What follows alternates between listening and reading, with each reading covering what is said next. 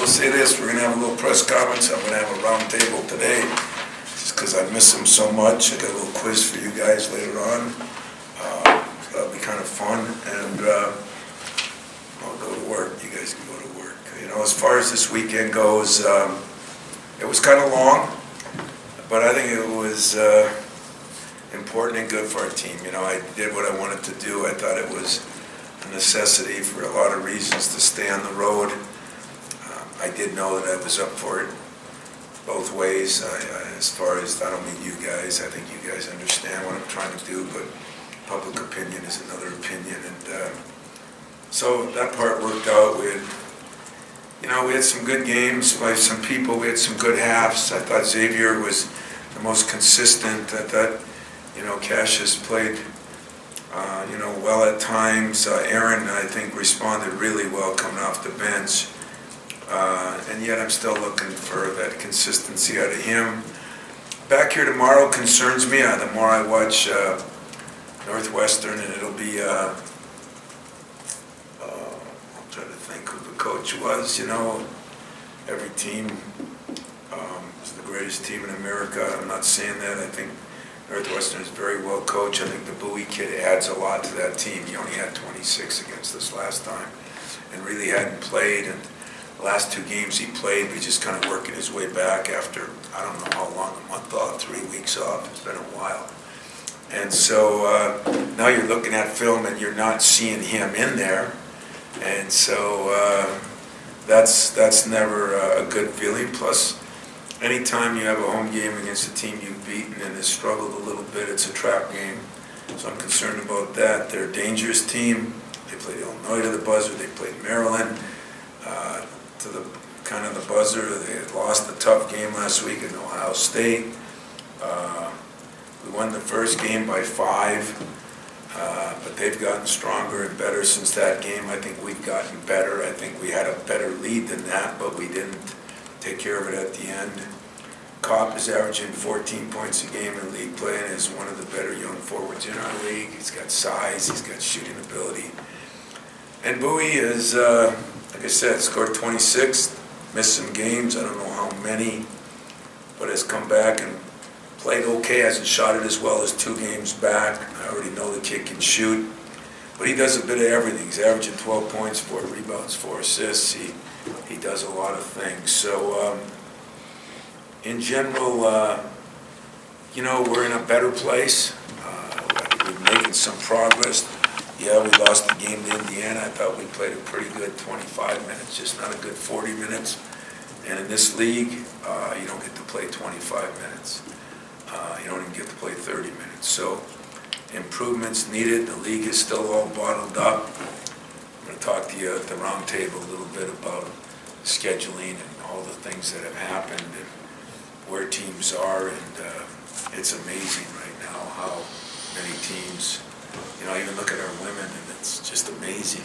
I don't know if it's an epidemic around the country, but there seems to be a lot of teams 4 and 5, 5 and 4, and I hope it doesn't get like the NFL where somewhat mediocrity is the norm, and I say mediocrity meaning everybody on an equal basis. Questions?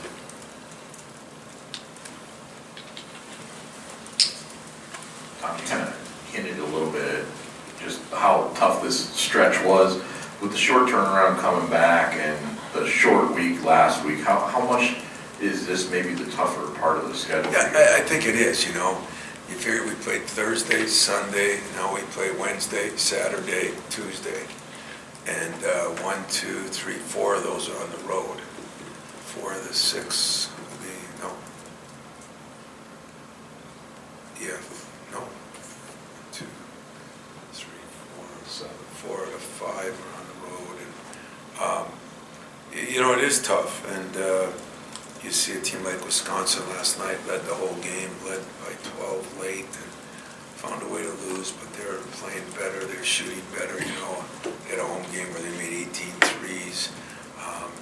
Northwestern has played really well against these teams, and we got Illinois in there. So yeah, this stretch is tough, and it's one of the problems with the schedule, the way it is and was, but it's what we're dealt with, and everybody else has dealt with a different thing. way. So the quick turnarounds is what worries me the most. You know, it's a 2-day, a 2-day, a 3-day. You got to take a day off, and you got to satisfy everybody, and yet they keep throwing games at us on a regular basis, and that makes it more difficult, especially for a young and inexperienced team. At the same time, we need some practice time. That sounds stupid at this time of year, but Cassius still isn't the guy that I know, and I think some of it is he needs to have better practices and get in even better shape, and it's hard to do that. So, you know, it's one of the obstacles we're trying to tackle, and yet everybody's got obstacles at this kind of year, especially in a conference like this. Tom, do you expect to use the same lineup that you did in Minnesota, and specifically with Malik, I guess either way? What did you think he gave you, or what do you hope that he can give you in that spot? You know, I'm not sure on the lineup, and I'm not saying that to surprise. I mean, everybody's going to play by the same amount of minutes, no matter what we do. But I like the way Aaron responded. I also like the way Rocket talked to me after the game and what he thinks is right and not right. I was really impressed with him. I think he thinks Aaron should start, so maybe he should coach the team. But just the way he handled it, that was really good.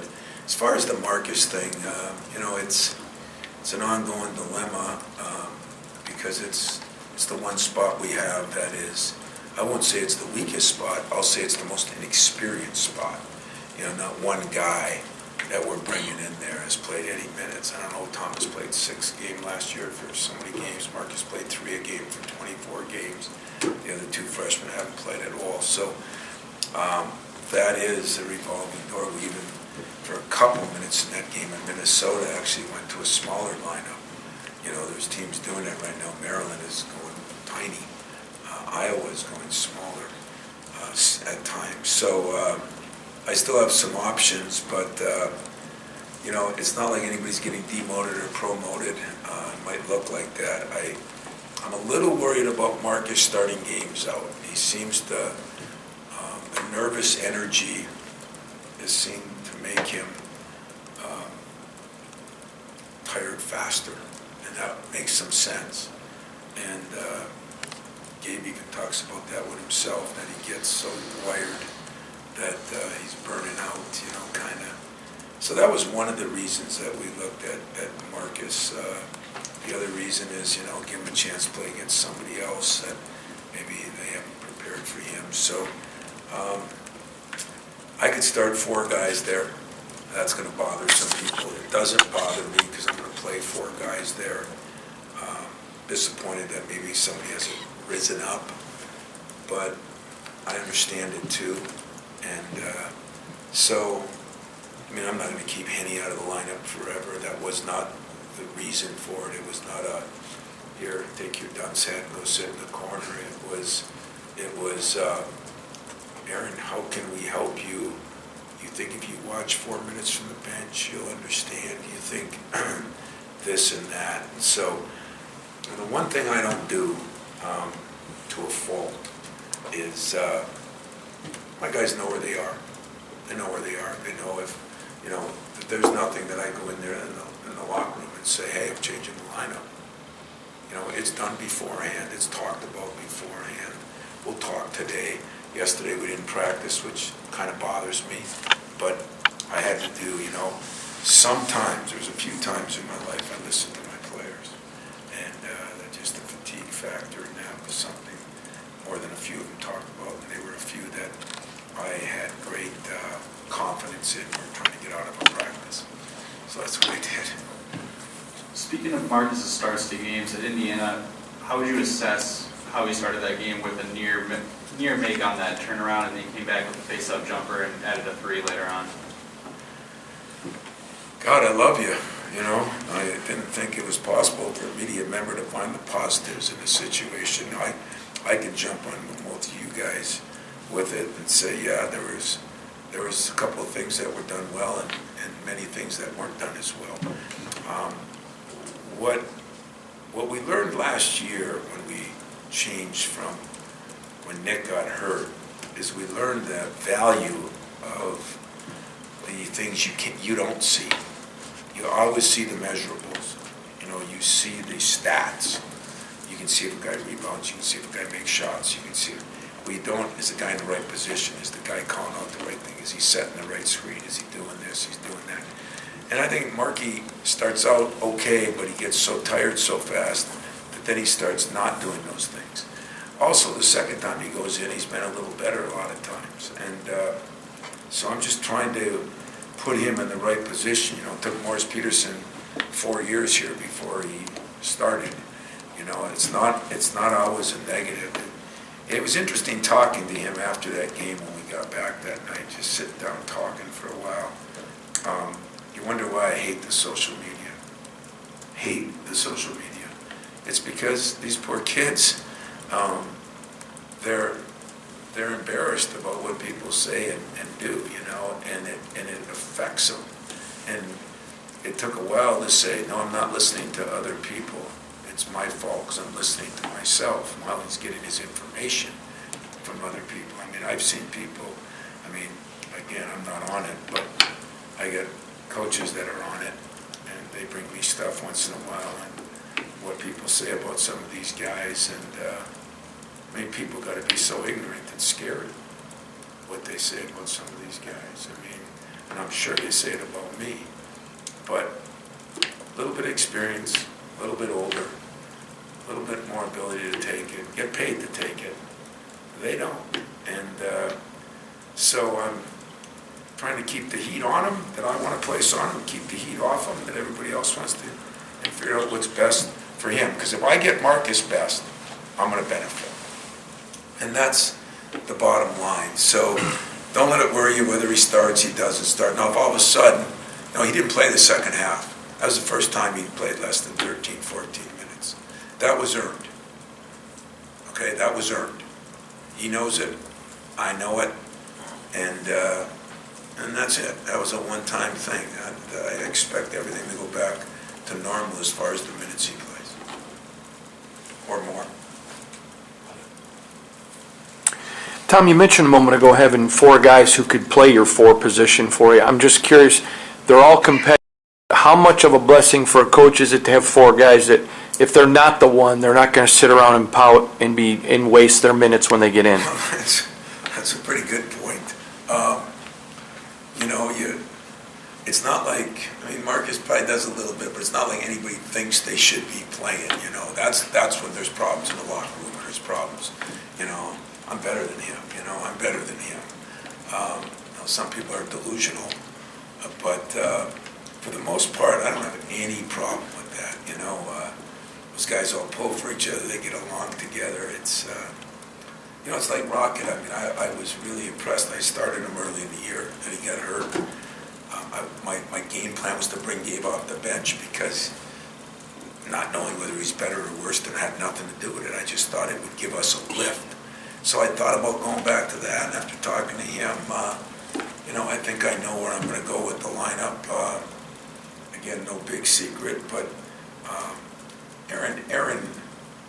Aaron is more than worthy of being a starter. Of course, so was Morris Peterson, so that doesn't mean everything.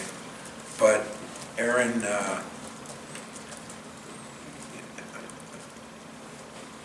if we get through to Aaron, we're going to go from good to great. And Cassius has to continue to take steps forward, but because he's already great, but he's got to be elite. That's just the way it works.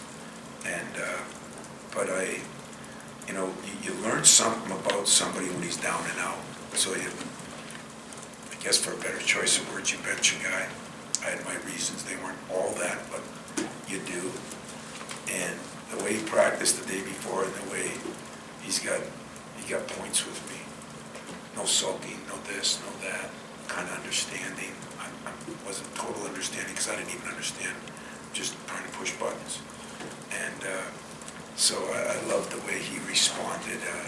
He's got to take care of the ball better. You know, for a guy like that to average 4 or 5 turnovers a game in the last 2-3 games is ridiculous because he doesn't have his hands on the ball that much. But we're also trying to get him to do a little more, and so maybe he's changing a little bit. I think you're right about the four, there's no problems. The problem is that I tell them, somebody's got to step up and surpass, the three guys next to you, so there is more of this has been earned, and then everybody will feel comfortable. But I guess it is a blessing that I got four of them there. I play some at the five. We're going to have some teams in where we're going to need some fouls and need some things. And I even, we looked at Brady Burke, and, at 6'10", strong, getting better in practice. We're even looking at defensively, giving him a shot at some things, so we'll really screw up the whole system.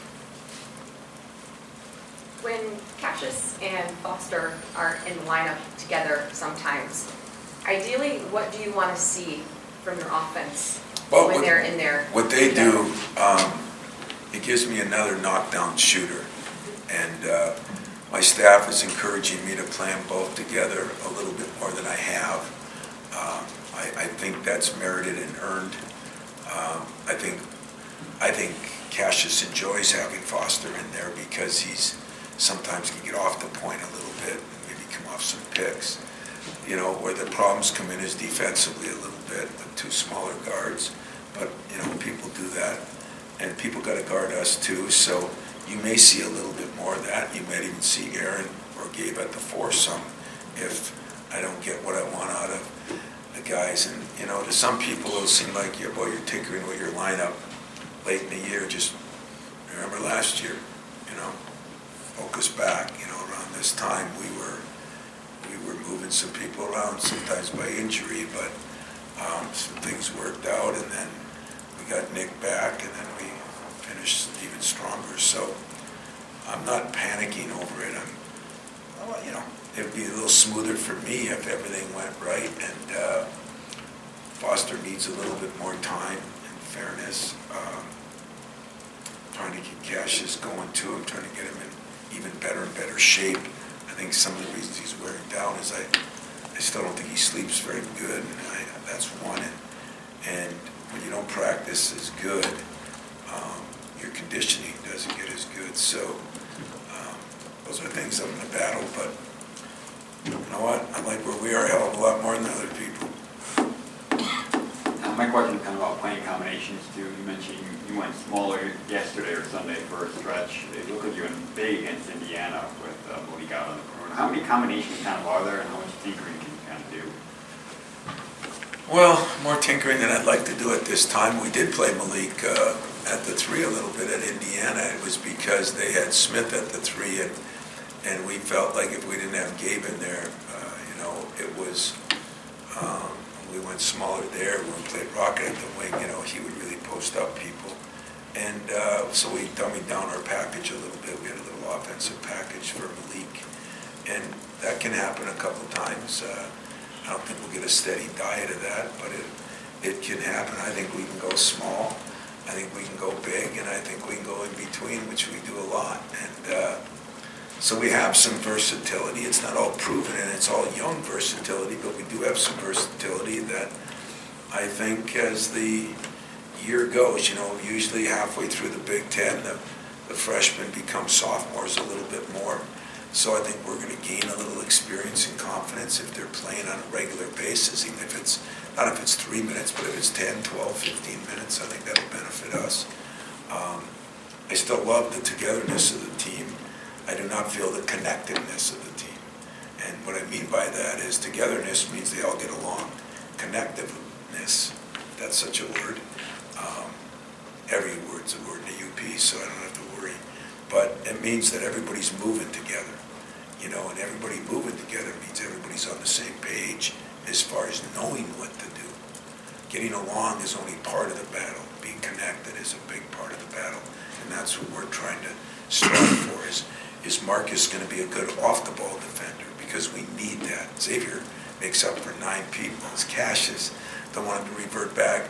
He's been better on the ball. I want to keep making sure he's good off the ball. Make sure he's still pushing the ball.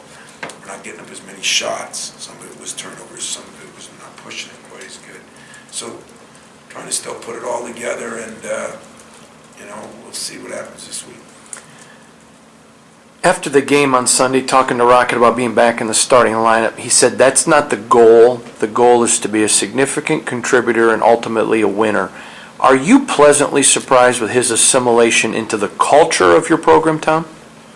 Assimilation. Start shrinking your words.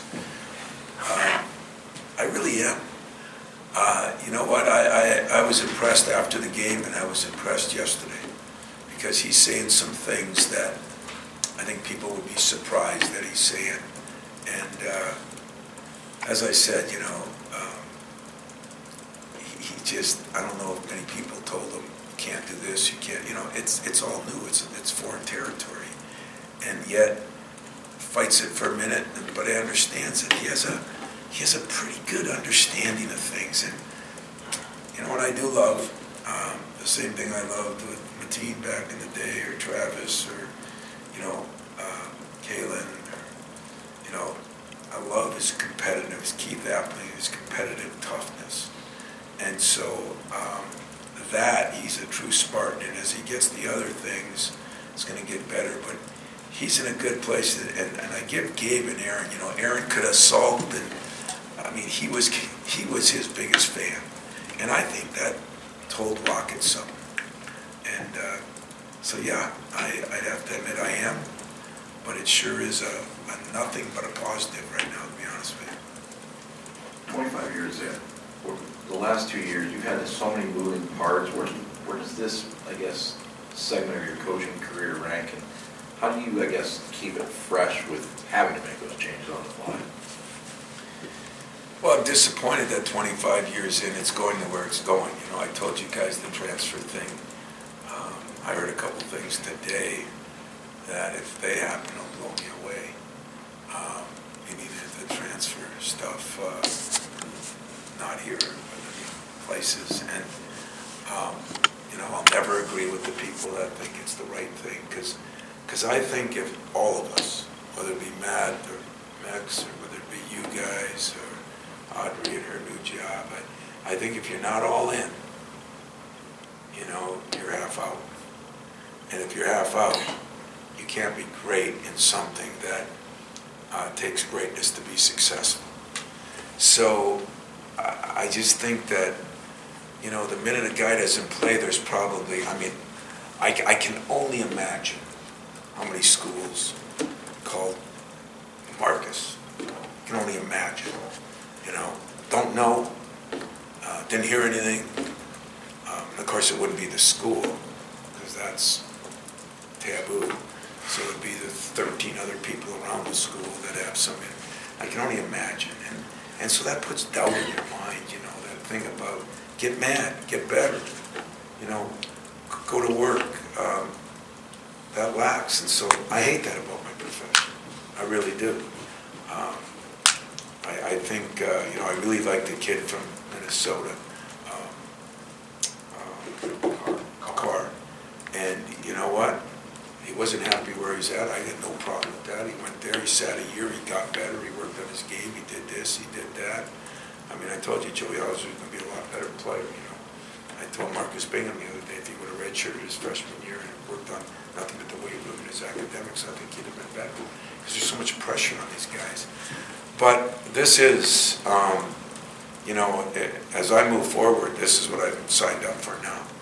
I mean, I'm not that good. I can't change the world. And it's the way the world's heading. Everybody wants to be transit. Everybody wants to, when the going gets tough, get the hell out of Dodge. So there's always going to be moving parts now. And there's never going to be as deep a, nobody's going to have the depth that you used to have. I mean, I think it's going to be worse in football, to be honest with you, where they can have so many more injuries. But it is what it is. There's things about your job you don't like. There's things about mine I don't like. The difference for me is, I'll say this till my last press conference, I just think we're hurting the kids. Other people think we're hurting them by having rules. I think we're hurting them by giving them freedom to make decisions that are normally bad decisions at 18 years old. So I think we're hurting the kids, but that's me. Anything else, or we'll go back to the round table?